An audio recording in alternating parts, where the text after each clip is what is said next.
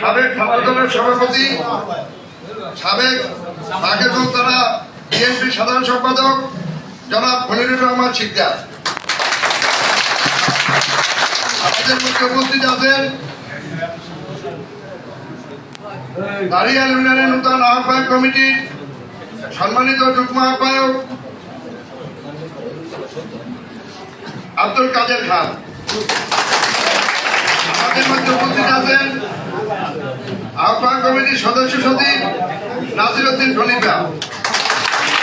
আমাদের মধ্যে উপস্থিত আছেন দাঁড়িয়ালি কীর্তি সন্তান আহ্বায়ক কমিটির যুগ্ম আহ্বায়ক মাসুদ হাওলাদার।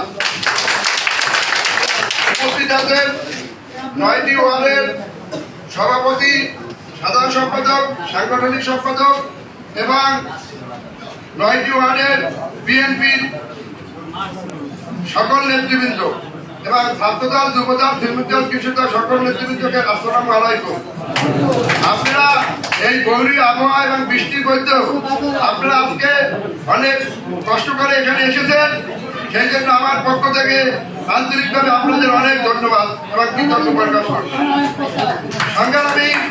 সংগ্রামী নেতৃবৃন্দ, আপনারা আসলে আজকের যে প্রোগ্রাম, এটার মূল যে কি হবে প্রোগ্রামটা, সেটা আমি আপনাদের সামনে তুলে ধরছি। এই প্রোগ্রামটা হচ্ছে আমাদের বাকেরগঞ্জ থানায় 13টি ইউনিয়নের আহ্বায়ক কমিটিতে আজকে থেকে 10 মাস আগে, আজকে থেকে 10 মাস আছে 13টা ইউনিয়নের আহ্বায়ক কমিটিতে, কিন্তু আমাদের আহ্বায়ক কমিটিতে গতকাল সন্ধ্যার পরে এই আহ্বায়ক কমিটির জায়গায় চিঠিতে উল্লেখ করা আছে যে 9টি ওয়ার্ডের সম্মেলনের মাধ্যমে 3 দিনের ভিতর কমিটি শেষ করে তারপরে ইউনিয়ন কাউন্সিলের মাধ্যমে ইউনিয়ন কমিটি গঠন হবে। আপনারা কি বুঝতে পারছেন? কিন্তু 3 দিনের ভিতর করতে হলে আমাদের এক দিনে 3টা ওয়ার্ড করতে হবে কমিটি, ঠিক আছে? আমরা সাংগঠনিক ভাবে গঠনতন্ত্র যেটা আছে সেইভাবে আমরা কাজ করতে চাই। এটা কি আপনারা একমত? আপনারা কি আমার কথা বুঝতে পারছেন?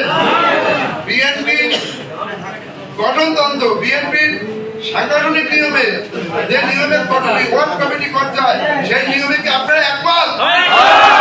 আবার বলেন একমত?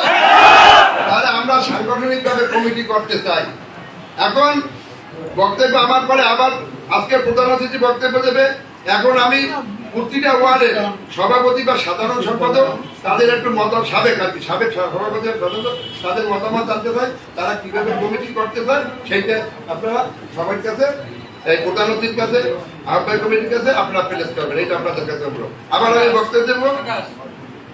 আজকে সমাবেশের পরে আমি আবার বক্তব্য দেবো।